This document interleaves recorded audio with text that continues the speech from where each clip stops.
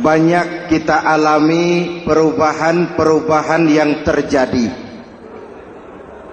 baik perubahan yang menyangkut sosial budaya, lebih-lebih yang menyangkut sosial politik. Yang tidak banyak mengalami perubahan adalah sosial ekonomi. Bahkan angka kemiskinan kita naik menjadi 3/5 dari total penduduk kita hidup di bawah garis kemiskinan, dan 20% diantaranya miskin mutlak. Perubahan-perubahan yang terjadi menyadarkan kita kepada kebenaran Al-Quran ketika Allah menyatakan wa tilkal ayyamu nudawiluha bainan nas. Hari itu kami putar di antara manusia. Ada saat datang, ada waktu pergi. Ada hari lahir, ada saat kembali. Ada waktu dilantik, ada saat menyerahkan jabatan. Hari kami putar di antara manusia dan hidup cuma sekadar menunggu giliran. Soalnya kemudian di tengah perubahan-perubahan yang terjadi begitu cepat, what must we do now?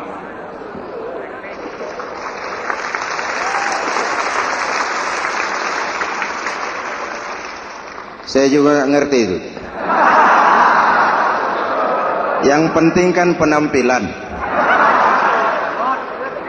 Saudara-saudara kaum muslimin di seluruh tanah air, jadi pemimpin adalah pelayan bagi orang yang dipimpinnya.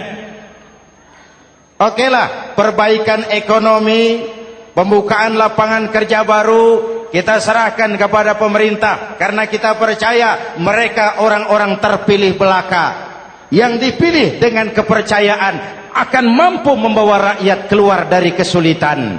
Amin.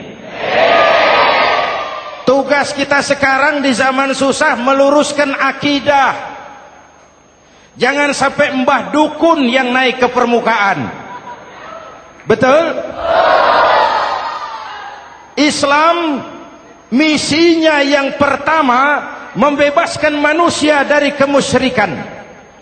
13 tahun Rasul berjuang di Makkah, menanamkan akidah, meluruskan keyakinan, membentuk iman. 13 tahun membebaskan manusia dari belenggu kemusyrikan. 13 tahun menanamkan la ilaha illallah Muhammadur Rasul dengan seluruh konsekuensinya. Kalau saya yakin tidak ada Tuhan selain Allah, saya tidak akan minta tolong kecuali hanya kepada Allah. Saya tidak akan pernah takut kecuali hanya kepada Allah. Saya tidak akan menggantungkan hidup kecuali hanya kepada Allah. Saya tidak akan minta rizki kecuali hanya kepada Allah. Saya tidak akan melarikan persoalan kecuali hanya kepada Allah. Kalau konsekuen dengan keyakinan ini, mbah dukun nggak dapat tempat.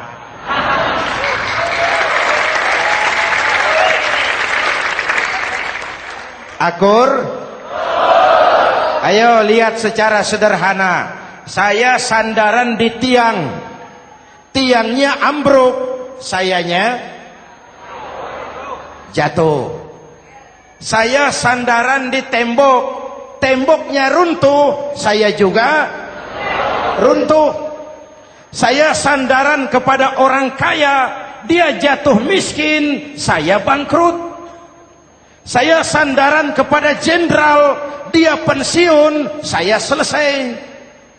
Tapi kalau saya sandaran hanya kepada Allah, Allah tidak akan pernah miskin, Allah tidak akan pernah lumpuh, Allah tidak akan pernah terpuruk, dan Allah tidak akan pernah berkurang kekuasaannya.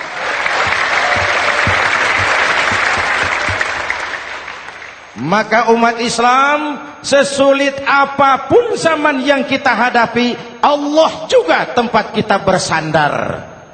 Jelas? Selama ini kita iman dalam ucapan tapi sekuler dalam perbuatan.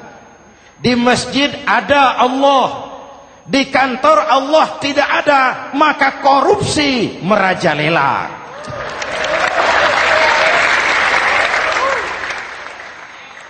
Di masjid ada Allah, di pasar Allah tidak ada, maka timbangan tetap curang.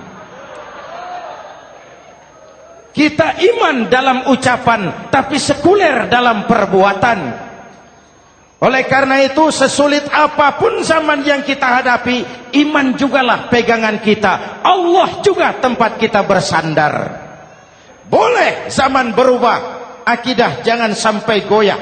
Karena iman kita hidup, untuk iman kita berjuang, dan dalam iman kita ingin kembali menghadap Allah Subhanahu. Selama ini manusia Indonesia kita lebih banyak diisi otaknya, hati sering kosong, agama dangkal, akidah rapuh, moral rendah. Memang kemudian muncul banyak orang-orang pintar, cuma sayang tidak benar. Indonesia kita bangkrut, Indonesia kita terpuruk, Indonesia kita sakit parah kalau diurus orang yang cuma pintar tapi tidak benar. Kita perlu orang-orang pintar, tapi kita lebih perlu orang benar. Jelas? Kalau cuma pintar tapi tidak benar, itu yang sering saya sampaikan, nanti disuruh ngurus beras malah nimbun beras.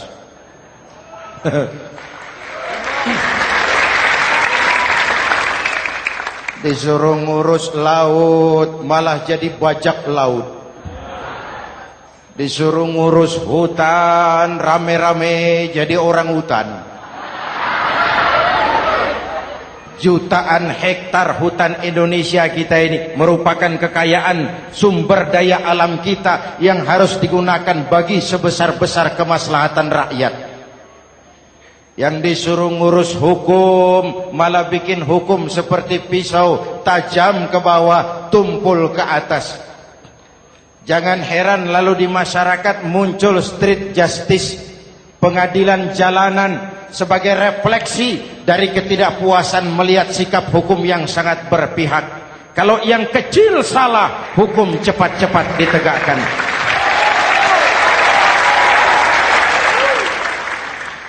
Lihat saja sekarang ini kalau orang terkenal, banyak uang, punya masalah, antri yang bela. Betul? Tapi saudara lihat si Marsinah di Jawa Timur, si Sengkon dan Karta di Jawa Barat, si Udin Bernas wartawan Jogja, terseok-seok mencari keadilan, sampai hari ini urusannya masih remeng-remeng. Kenapa bisa begitu? Jawabannya sederhana, tidak ada fulus. Ada fulus mulus, tidak ada fulus manfus. Betul? Jangan sampai para penegak hukum kita terjebak pada lagu baru, maju tak gentar membela yang bayar. Biar bertentangan dengan nurani, biar bertentangan dengan public opini, biar bertentangan dengan rasa keadilan. Siapa yang bayar, itulah majikan. Mau benar atau salah, belain terus. Kalau seperti inilah hukum kita, mafioso keadilan akan tetap gentayangan. Hadirin yang saya hormati, 13 tahun beliau berjuang di Mekah, meluruskan keyakinan, memantapkan akidah, meneguhkan iman. Dari situ segalanya dimulai, dan ke situ segalanya akan menuju. Intan paling mahal, mutiara paling berharga, tidak lain adalah nilai-nilai keimanan. Kalau itu sudah tergadai, apalagi yang bisa kita banggakan dalam kehidupan ini. Kita merasa harta kita berharga, belum ada artinya ketimbang iman. Kedudukan kita punya nilai pun belum ada artinya ketimbang dengan nilai-nilai keimanan. Itu intan paling mahal, itu mutiara paling berharga. Harta baru ada manfaatnya kalau dilandasi dengan iman. Jabatan dan kedudukan baru terasa gunanya kalau dilandasi dengan keimanan.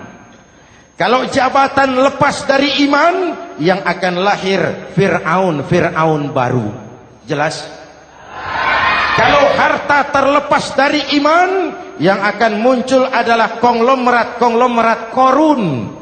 Kalau ilmu pengetahuan terlepas dari nilai dasar keimanan, maka yang akan muncul adalah ilmuwan pelacur yang menyalahkan yang benar, membenarkan yang salah untuk kepentingan pribadi. Dan kondisi seperti itu tidak akan membuat kita makin sehat. Oleh karena itu pada kesempatan ini, pesan pertama saya, menghadapi zaman susah, tetap jaga akidah. Tetap pelihara keyakinan. Kesulitan bukan untuk ditakuti, untuk diatasi. Hidup adalah kerja keras, bukan keajaiban. Perubahan tidak akan datang hanya dengan simsalabim abragadabra. Perubahan tidak akan muncul hanya dengan berandai-andai. Perubahan tidak akan turun dari langit seperti turunnya embun di waktu malam. Perubahan adalah kerja keras. Sehingga Al-Quran membimbing kita, innallaha la yughayyiru ma biqaumin hatta yughayyiru ma bi anfusihim. Allah tidak akan mengubah keadaan suatu bangsa kalau mereka tidak mau mengubah apa yang ada di dalam diri mereka. Yang ada di dalam diri itu rule of thinking, state of mind, cara kita berpikir, cara kita memandang kehidupan, cara kita mengatasi persoalan. Hadirin yang saya hormati, inilah iman. Berangkat dari ini kita menyadari, ini ujian buat kita rakyat. Dan kita rakyat Indonesia ini kalau sama susah sih sudah kenyang. Ya Pak? Ya Pak?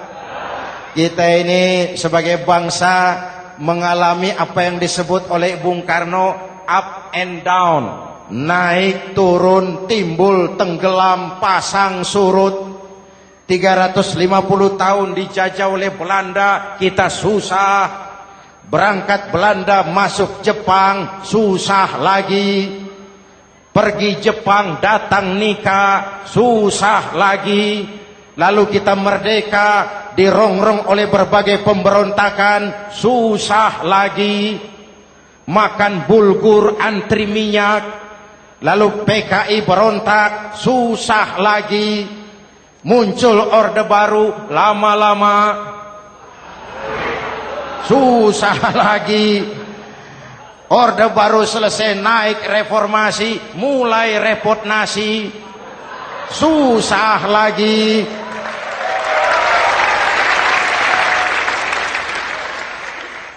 Kalau susah kita ini sudah akrab, sudah intim.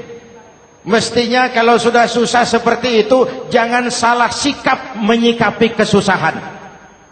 Jangan sampai kita potong kompas, ambil jalan pintas, terjebak menghalalkan segala cara. Itu tidak akan menguntungkan. Itu tidak akan menyelesaikan. Kalaupun selesai nampaknya penyelesaian sesaat. Dan penyelesaian sesaat bukan penyelesaian yang sebenarnya. Karena itu tetaplah dalam koridor keimanan. Boleh zaman berubah, akidah jangan sampai goyah. Silahkan masa berganti, tapi keyakinan jangan mati. Sekali la ilaha illallah, sampai tetes darah paling penghabisan, tetap la ilaha illallah. Sanggup? 3 orang. Sanggup? 21. Sanggup? Kalau sanggup kita harus konsekuen. Saudara-saudara di seluruh tanah air, Misi yang kedua dari Islam setelah membebaskan manusia dari kemusyrikan, membebaskan manusia dari ras diskriminasi, mengikat manusia dengan tali akidah. Sebelum Islam datang, manusia dibedakan oleh warna kulit, manusia dibedakan oleh faktor keturunan, manusia dibedakan oleh faktor harta dan benda.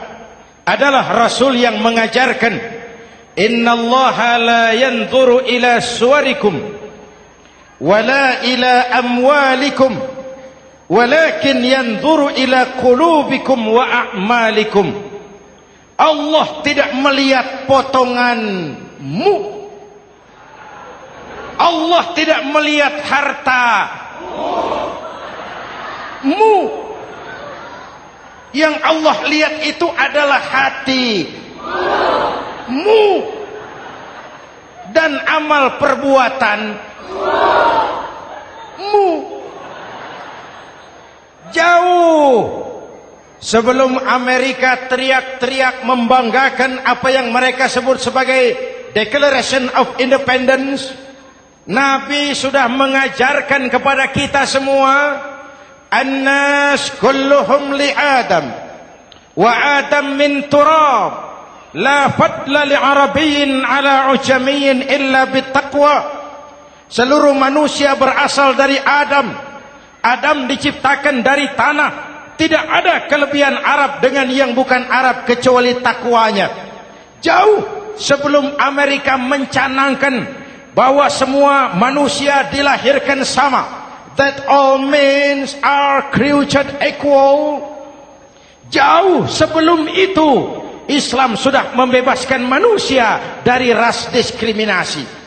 Apa dalam konteks kekinian menghadapi zaman susah tetap jaga kerukunan? Ya Pak, ya Bu, oi Bu. Menghadapi zaman susah tetap jaga kerukunan, baik antar umat seagama, antar umat beragama, maupun antar umat beragama dengan pemerintah. Menjaga kerukunan, jangan saling sikat sikut di antara kita. Sebab kalau sudah rukun, saya ajak berhitung. 1 ditambah 1 sama dengan, itu matematika namanya, hasilnya pasti. Tapi angka sosial hasilnya aneh. Saya ubah jadi angka sosial. Ayo kita berhitung lagi. 1 orang takut ditambah 1 orang takut sama dengan 2 orang setengah berani. Kenapa setengah berani? Karena sudah berdua. Tadi kan takut sendiri. Kalau sama-sama takut berkumpul jadi setengah berani. Kalau ditambah 1 orang takut lagi, 1 orang takut ditambah 1 orang takut ditambah 1 orang takut sama dengan 3 orang berani. Kenapa jadi berani? Karena sudah bertiga. Kita yang lemah, kita yang marginal, kita yang dikucilkan, bahkan kita yang dilecehkan, kalau mau rukun kita akan kuat dan tidak bakal dipermainkan orang.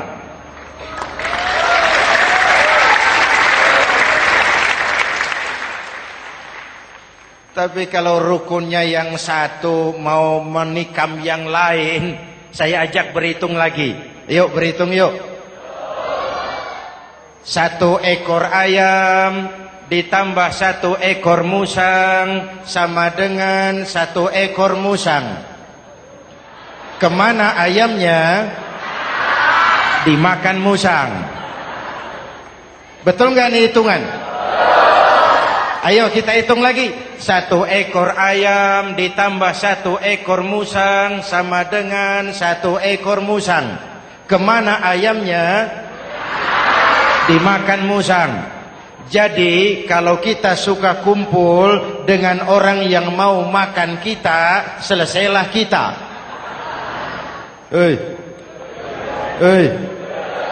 Maka kalau merasa kita ini ayam, yuk kumpul sama-sama ayam, pulang ke kandang ayam. Kalau ada ayam kumpul ke kandang musang, itu namanya ayam minum baygon. Jelas? Menjaga kerukunan. Pertama, antar umat seagama, sesama muslim harus saling menjaga, harus saling memelihara. Baik dia muslim yang jadi kapolri, baik dia muslim yang jadi kasat, baik dia muslim yang jadi pengusaha, baik dia muslim yang jadi petani, nelayan, guru, semua komit menjaga semangat kebersamaan, rukun antar umat seagama. Jelas? Jelas? Hadirin yang saya hormati, atas dasar itu saya ingatkan kembali, kita semua ingin persoalan terorisme dilepaskan kaitannya dari agama manapun. Tidak ada kaitannya terorisme dengan Islam, dengan Kristen, dengan Hindu, dengan Buddha. Tidak ada kaitannya terorisme dengan pondok pesantren.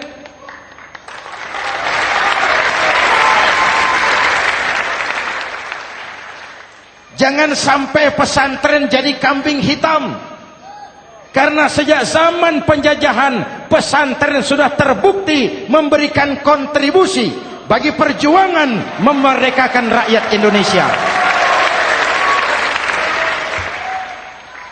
Rukun antar umat seagama. Yang kedua, rukun antar umat beragama.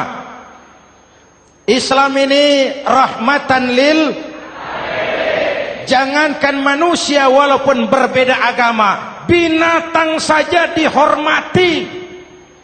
Ada hadis, fa iza zabahtum fa ahsinuz zibhata. Kalau kamu menyembelih hewan, sembelihlah dengan cara yang terbaik. Jangan menyembelih ayam dengan pisau tumpul. Itu namanya tidak berperi kebinatangan. Yang kecil lagi, saudara buka babul istinja, makruh buang air kecil di tanah yang berlubang. Sebab apa? Pertama, menjaga kesehatan. Siapa tahu di lubang yang saudara buang air kecil itu ada gas beracun. Kalau tidak, melindungi binatang yang ada di dalam lubang. Siapa tahu di lubang yang saudara buang air kecil itu ada semut sedang rapat membahas terorisme. Apa dosanya lalu mati dikencingi? Ini namanya rahmatan lis semut. Binatang saja dilindungi. Maka perbedaan agama tidak harus menyebabkan kita bertolak belakang. Perbedaan agama bukan alasan untuk saling bermusuhan. Apalagi kita sudah menyadari tentang kemajemukan kita, tentang kebinekaan kita, tentang keragaman kita. Rukun antar umat beragama. Saling menghormati, saling menghargai, tapi tetap dalam batas lakum dinukum. Lalu rukun antar umat beragama dengan pemerintah. Hadirin yang saya hormati, yang benar kita dukung, yang salah kita perbaiki dan kita tegur menurut cara-cara yang diajarkan oleh agama kita. Dan sholat berjamaah, pendidikan bernegara yang paling bagus. Tadi kita sholat ada imam, ada makmum, betul? Makmum wajib ikut imam kalau imam benar sholatnya. Rakyat wajib ikut pemimpin kalau pemimpin benar mimpinnya. Masyarakat Islam ini loyal. Masyarakat Islam ini bukan pemberontak. Masyarakat Islam ini taat dan setia. Kapan? Kalau imamnya benar. Imam takbir, makmum. Imam ruku, makmum. Imam i'tidal, makmum. I'tidal. Imam sujud, makmum. Tapi kalau imam keliru, mestinya imam ruku malah sujud. Salah imam ini. Tegur. Siapa yang wajib negur? Makmum yang saf terdepan. Anggota DPR.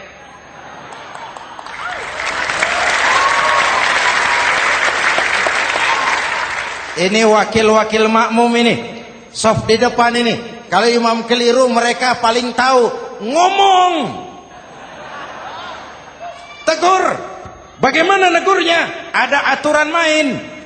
Mestinya ruku, imam sujud. Salah ini imam. Subhanallah. Kan begitu negurnya. Betul? Tidak boleh juga imam keliru, makmum emosi. Main pegang. Weh, makmum salah. Hoi, hoi. Kacau sholat. Betul? Anggota dewan ini, saf di depan. Itu kalau imam keliru. Satu saat imam buang angin. Namanya manusia bisa buang angin toh. Apa makmum lalu berkata, demi kesetiaan saya kepada imam, imam buang angin, saya lebih keras lagi. Itu namanya fanatisme buta, loyalitas yang goblok. Imam buang angin, minggir. Iyyaka na'budu wa iyyaka nasta'in. Sampai situ imam buang angin, minggir imam. Lalu saf yang di depan maju. Tidak usah bikin sholat baru, teruskan pekerjaan imam. Ihdinas siratal mustaqim. Teruskan. Kenapa? Kalau bikin sholat baru lagi, nanti buang angin lagi. Bikin lagi sholat. Kapan selesainya sholat? Kapan selesainya membangun negara ini? Yang penting imam tahu diri, buang angin, minggir.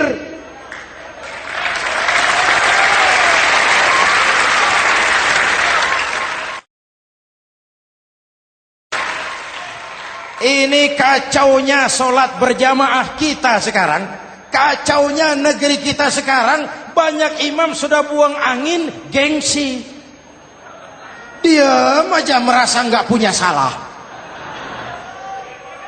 Dikasih tahu sama makmum, imam tadi buang angin ya, malah jawab sedikit. Apa kalau sedikit lalu tidak batal sholat itu? Mekanisme kehidupan sosial yang diatur lewat tuntunan sholat berjamaah. Sehingga Nabi berpesan, kun imaman muta'an au ma'muman muti'an fala takun thalisan jazu'a. Kalau jadi pemimpin, jadilah pemimpin yang ditaati. Kalau jadi makmum, jadilah makmum yang mentaati. Jangan jadi golongan ketiga pemecah belah. Di depan tidak jalan, di belakang takut, ditaruh yang di tengah, di depan didorong, yang belakang ditendang. Ini namanya biang kerok. Saudara-saudara, dari uraian singkat ini saya ambil beberapa catatan pokok. Pertama, kalau ada intan paling mahal, kalau ada mutiara paling berharga dalam hidup kita, itu tidak lain adalah karena keyakinan. Hidup jadi indah, hidup jadi berharga, hidup jadi berarti kalau didasari atas sebuah keyakinan. Dan keyakinan itu tidak lain adalah nilai iman kita, akidah kita kepada Allah Subhanahu wa taala. Yang kedua, tetap menjaga kerukunan. Sesulit apapun zaman yang kita hadapi, kita tetap harus menjaga semangat kebersamaan. Kita harus tetap menjadi lem perekat yang menjaga keutuhan, baik sebagai bangsa maupun sebagai umat. Perbedaan adalah wajar, harus dihormati sebagai ciri kehidupan berdemokrasi. Tapi jangan perbedaan menjadi sebab kita bermusuhan, dan jangan perbedaan menyebabkan kita saling berpecah belah. Hormati perbedaan, jangan perbedaan dipandang sebagai permusuhan.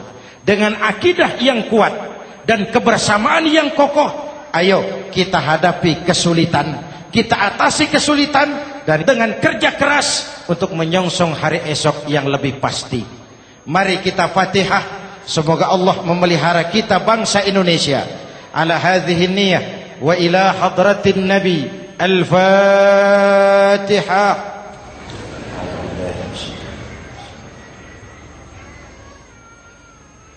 إياك نعبد وإياك نستعين إن الصراط المستقيم صراط الذين أنعمت عليهم.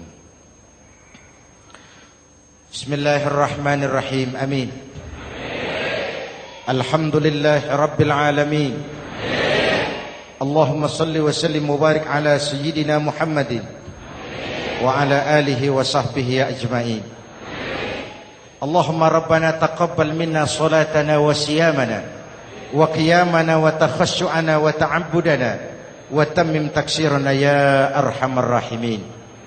اللهم أصلح من في صلاحه صلاح المسلمين. اللهم أهلك من في هلاكه صلاح المسلمين. اللهم ربنا لا تؤاخذنا إن نسينا أو أخطأنا. ربنا ولا تحمل علينا إصرا كما حملته على الذين من قبلنا. ربنا ولا تحملنا ما لا طاقة لنا به واعف عنا واغفر لنا وارحمنا أنت مولانا فانصرنا على القوم الكافرين. اللهم اجعلنا من السعداء المقبولين ولا تجعلنا من الأشقياء المردودين. أفضل ما قلته أنا والنبيون من قبلي لا إله إلا الله.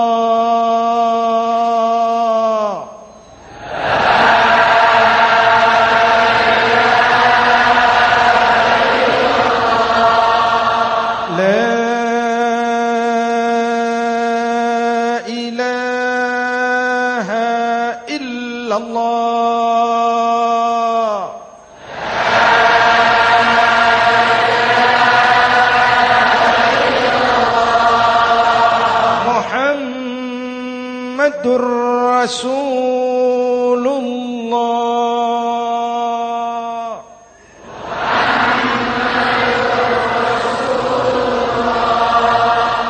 صلى الله عليه وآله وسلم. كلمة حق عليها نحيا وعليها نموت وعليها وبها نبعث إن شاء الله من الآمنين من الآمنين من الآمنين رحمتك يا أرحم الراحمين. صلى الله على سيدنا محمد وعلى آله وصحبه أجمعين. أنا ربك رب العزة عما يصفون. سلام على المرسلين والحمد لله رب العالمين. Jumpa lagi di lain kesempatan insyaallah. Wassalamualaikum warahmatullahi wabarakatuh.